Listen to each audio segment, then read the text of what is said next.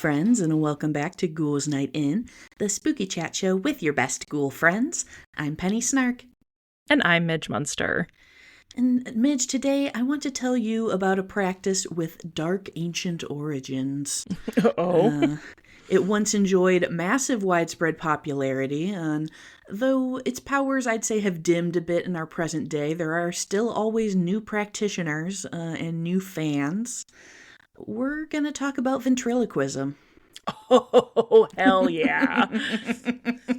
Yeah, I mean, this is something that we've talked kind of about / around on the podcast several times. I believe I am on record as being wigged out by ventriloquist dummies on this pod. But I never really fully dove into it, and it turns out there's a really interesting story here. Hell yeah. So let's what are your thoughts about ventriloquism, and specifically about dummies, since I know you are a puppet girl. I am a puppet girl. Yeah, I mean, I love ventriloquism. I have dabbled in trying to do it as well. Yep. And was a big fan of like kind of the resurgence that it had in the early aughts. Yeah, I love this. I'm excited to hear a more deep lore of it. Yes. Yeah. I also, even though I was freaked out by dummies, I also kind of tried to be a ventriloquist. Yeah. For a little while. I feel like I feel like you and I probably share this, Midge, where like I would just get very invested in like a weird performance type. Like, yeah, absolutely. I think I'd mentioned before that for a while I was like, should I be a clown? And then I was like, I should be a mime. And then I was like, ooh, ventriloquism. Can I do this? Yeah, we talked about that. I like went to a camp where they like taught me mime. Like I went to a mime camp and like learned to juggle and a bunch of stuff. And I was like, this is my life's calling. Yes. I was actually just talking about this with Taylor because I have, I also have like theater kid audacity. And so like any skill that is a performance skill, I'm like, surely I can teach myself to do that. Right. Yes. And I had that recently. I was watching this woman who's like a screamer for a band, and I was like, surely I could train I'm a professional singer. I could train my voice to do that, right? Like it's just a way to manipulate your voice. Exactly. Right. And that's how I felt about ventriloquism. I was like, well, it's just manipulating your voice. Surely I can do that. Surely we can do that. It is tough. It's a tough skill, skill to master. So going into this, I definitely was expecting ventriloquism to fall like pretty heavily on like the clown spectrum, in the like this was like super wholesome and normal, and it's kind of like the idea of corruption of that has made it like creepy in the modern day. But no. So we're gonna shout out to Andy Wright's article, "The Demonic Origins of Ventriloquism," but strap into your time machine, Midge, because we are going all the way back to ancient Greece. Wow. Okay. Yes. So the word ventriloquism comes from a Latin phrase to speak from the belly. So venter is belly and loqui is to speak. But in the same vein, the ancient Greeks used, hold on, get ready for this one, engastromythos. Whoa.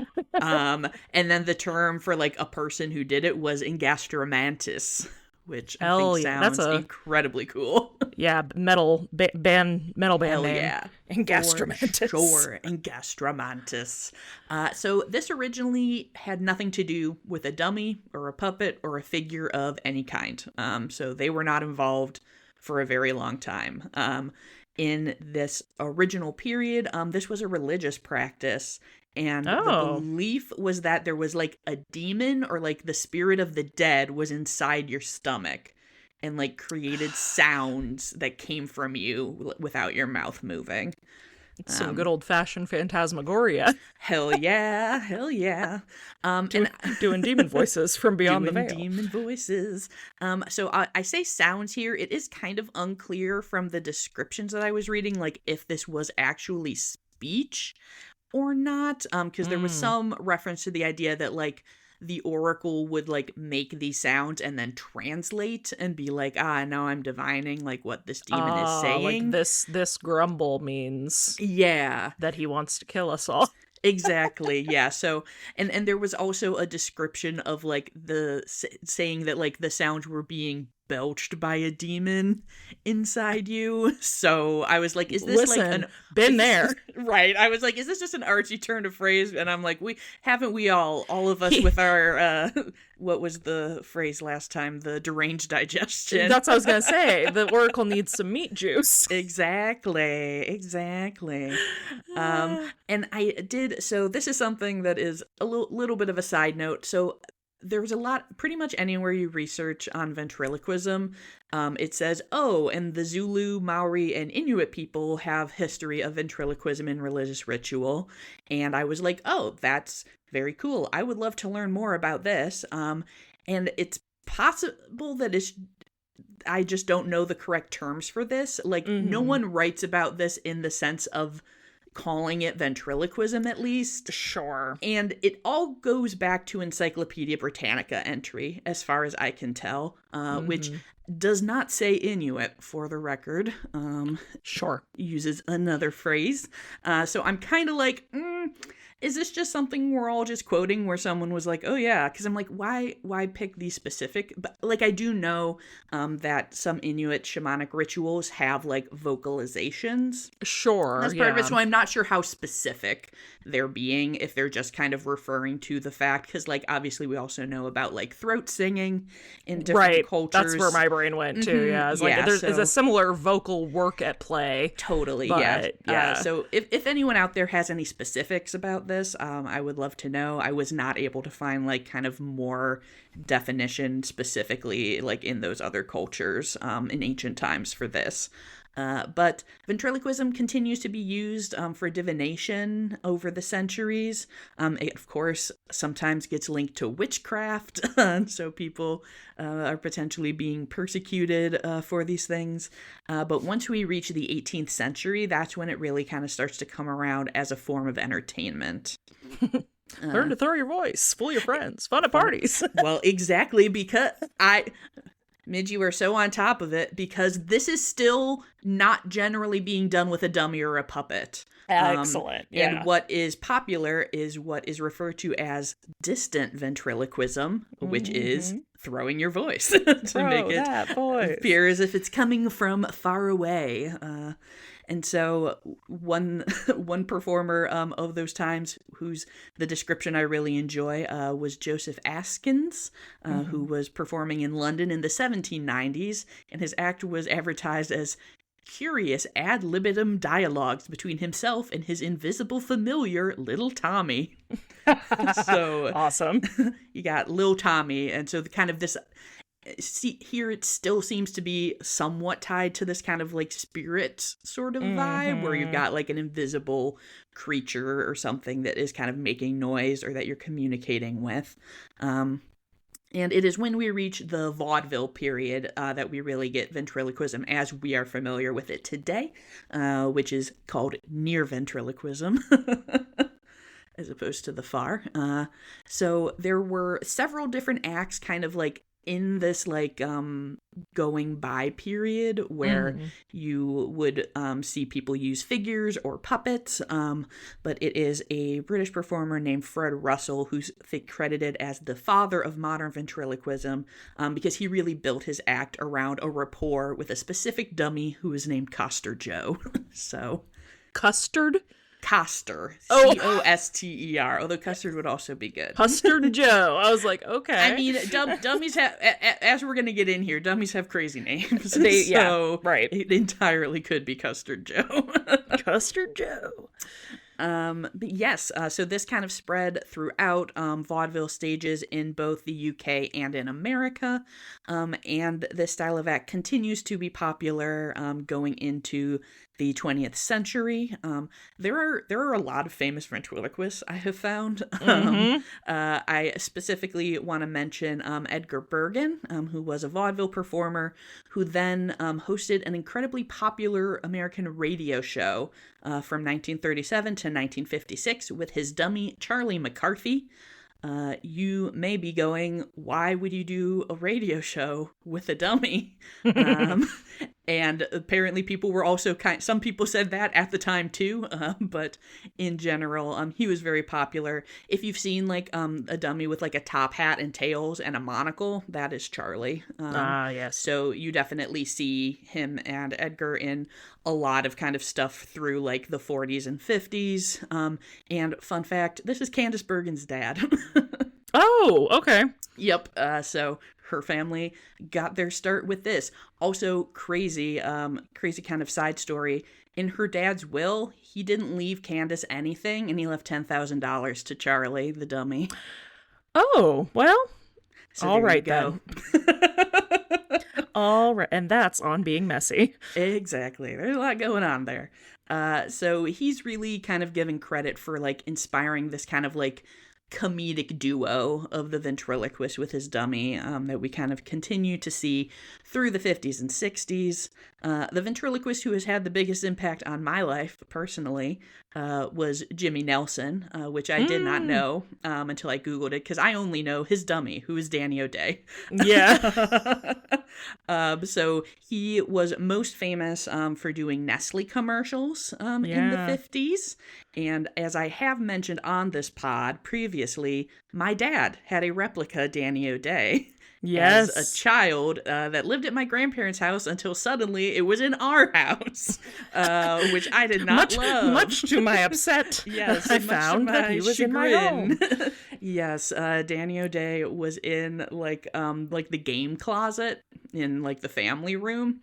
So he was like tucked up on a shelf in there, and I was like intrigued by him, but also very concerned about him. And I like would really try not to like look at him when I like opened it to get like, we'd have like craft supplies and stuff in there. Because I was like, if I look up at this dummy, it's gonna move or blink or something. And I just can't have that.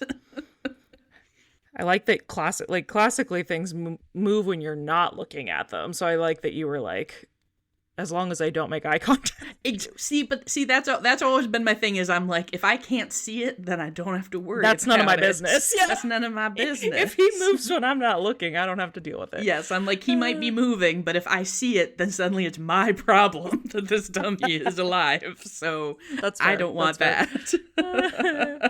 And as you mentioned, Midge, we did have kind of a big resurgence of ventriloquism kind of in the aughts, mostly to the credit of Jeff Dunham, who I don't really want to talk about. Valid, fair. But in general, there is a return of interest. We've had several ventriloquists on shows like America's Got Talent, as well as nowadays on social media, you do see kind of a lot. I feel like in general, like kind of puppetry is popular. It's so back, baby. Again. Yeah. It's so back. And ventriloquism is definitely part of that. Now, Midge. Yes. Ventriloquist dummies, despite how it may seem, do not just spring forth fully formed. Making dummies is its own weird and interesting niche. I found an incredibly interesting article from 1954 in Popular Mechanics called Inside a Dummy's Head. Which that was just an interview with me. I am gonna have to post some screen caps from this on the Instagram. So this was specifically about a maker named Cecil Go. I'm going to guess it's like Doe but with a G. Okay. Who started making dummies in his retirement because his granddaughter was super into puppets, and he was like, I'll give it a go. And so it was funny because this article was just like, he makes some good spending money on the side. His dummies go from $50 to $150. And I was like, well, I have to calculate that, of course, to find out what kind of today money it is. That's $600 to $1,800 in 2026 money. In my head, I was like, I feel like a well-made ventriloquist dummy would be like $1,000. That's where my You are correct. And this does seem to be kind of, and I was like, oh, is he, and reading the article, I was like, this guy seems pretty legit, but like, is this like standard? And I did see another article where they were talking about Edgar Bergen specifically, and it said that it was around like $600 but in like 30s money for him to buy Charlie. So it seems like that's kind of The going like rate for 600 is kind dummies. of the base rate for a dummy. Yeah. Yes. And I think that just obviously you understand that. It just emphasizes it's a very complicated kind of specialty puppet. Sure. Yeah. So in case you didn't know, because I kind of knew how it worked, but the way a traditional ventriloquist dummy works is you have a hollow sculpted head with a variety of kind of springs and levers and mechanisms inside that control the parts of the face. And then that head is mounted on a stick. And so there are like switches and things on the stick that operates the different head mechanisms. Yes, and so there is generally a cloth body with an opening in the back. So the ventriloquist is holding, because I was kind of like, I'm familiar obviously with like puppets that you like put your hand like inside their like a face. hand and rod puppet, yeah. Mm-hmm. But yeah, so this is generally being operated in that format. Depending on the complexity of the puppet, they can do all sorts of stuff. Roll their eyes, blink, move their eyebrows. Some can like move their upper and lower lips independently. This article mentioned Cecil was particularly proud of a dummy he made that could stick its tongue out. And we also, Glenn and George McElroy mentioned in another article are kind of like considered the top dogs of dummy making, it sounds like. There was a Jeff Dunham quote where he said that his dummy from them is the Stradivarius of dummies. That's great. Yeah, so their most complex dummies can have as many as 15 different movements. Oh, wow. Which is just so crazy to imagine, like, operating that one-handed while also performing ventriloquism. Right, yeah. Which is just pretty crazy. It's definitely a very elaborate skill to, like, be really good at it. Yeah, definitely have to be able to kind of rub your tummy and pat your head situation. Yes, for sure. Yeah. You gotta. And, of course, dummies are a mainstay in horror. When we see dummies in horror, so I think you kind of have your twofer. The most common is like the dummy coming to life, which obviously is a standard in horror. Kind of an inhuman thing that comes to have a life of its own. In that demonic origins thing, there was a quote from a Broadway critic who wrote about like a cabaret act that had ventriloquism in it and compared it to a ventriloquist dummy to Frankenstein's monster. And like the idea that like it's your creation could come to life and then destroy you, which I thought was pretty cool. But then we do also see like evil ventriloquists, and we see, I think there's a well, as some folks may know, one of my all-time favorite horror movies is Dead Silence. Yes, that was the one I was gonna shout out. Yep, which is just as much about Mary Shaw as it is about the puppets. So, yeah, I love an evil puppet movie. We also, I'll say something that's in kind of the in-between realm. I don't know, have you seen Magic with Anthony Hopkins? No, I haven't. I randomly happened upon this on like a free Tubi or something last year, and it's really interesting. So it's from the late 70s, so it's a very young Anthony Hopkins playing a magician / ventriloquist, and kind of like being surrounded by murders, and it's kind of this like kind of fractured psychological like what's going on kind of vibe. The tag for that movie is a terrifying love story. Oh yeah. The love story is not with the dummy, to be clear. I wish it was. That would have Anne been Margaret's in this? Yes. She is the romantic. So Anthony Hopkins and Anne Margaret are like childhood sweethearts who are now reconnecting, and he's got his dummy, and things are weird. Basically, I gotta watch this. That's awesome. I do recommend. How and fun.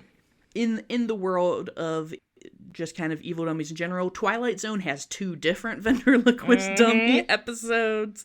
There's a Tales from the Crypt episode. Of course, for all of us who love Goosebumps, you've got Slappy and Bride of Slappy. I feel like Slappy is what I think of when I think of an evil ventriloquist dummy, obviously for our kind of generation. But I would say one of my favorites is kind of there's like a lamp shading of this trope in Buffy the Vampire Slayer. If you recall, my brain is blanking. So this is in the talent show episode. Oh my gosh! Yes, yeah. Of course, yes. And minor spoilers for Buffy the Vampire Slayer. But they suspect there is an evil ventriloquist dummy, but all may not be as it appears. Ooh. So yeah, that was always that one, and that's the one where I love Buffy famously is like, yeah, ventriloquist dummies give me the wig, and they're like, what's the story there? And she's like, I don't know, I saw one and it gave me the wig. And I was like, true that, Buffy. You said I feel so seen. Yeah, so seen. I was like, Buffy gets me. Yeah, I totally forgot about that. Yeah, so that's a fun one, but yeah, you see scary dummies popping up all over the place. I don't remember if he's specifically a dummy. I don't remember for sure, but the newest, well, no, not the newest, I guess now, but the Grady Hendrix, the book How to Sell a Haunted House, is also a haunted puppet book. Ooh, and that was a personal fave of his for me. I really, because it's one of his better written books, but B, it's a really fun, like, the parents are puppeteers and pass away, and they have to go in and clean out the house that's like full of all their mom's puppets and stuff. And spooky, love it. There's a lot of weird fun stuff happening there. So if you're puppet people, may I recommend that book and Dead Silence, and now Magic with Anthony Hopkins. Yes, for all the puppet people. you have your repertoire or your syllabus. Now go. Yes. Yeah, it was very interesting to me to kind of see that there was this sort of like dark root to I had no idea. Origins. Yeah, because I, of course, like, I'm like, oh yeah, like vaudeville. Vaudeville is when ventriloquism started, and it's like, okay, that's kind of when like what we recognize started. But it is something that stretches much farther back. I guess that, it's always cool when you can draw the line of like, oh, this is, I mean, obviously they are creepy just by nature. And there's so much with even just like dolls and stuff like that, you know, like that's a long-standing horror trope, of course, but it's interesting to hear that there's a pretty strong line to why these come up in horror so frequently. Yes. That's really cool. And okay, I wasn't going to include this, but I have to just because. So in this demonic origins of ventriloquism, they also mention that this was unrelated to ventriloquism at the time because, as said, it was just kind of like a spooky, like, oracle thing that people were doing. But apparently in 150 AD, a guy was like, hey, I've discovered a talking serpent with a human head. And check this shit out. And a man of the time named Lucian wrote and was like, obviously this head was made from linen and was mounted on a snake's body, and someone was speaking through a tube.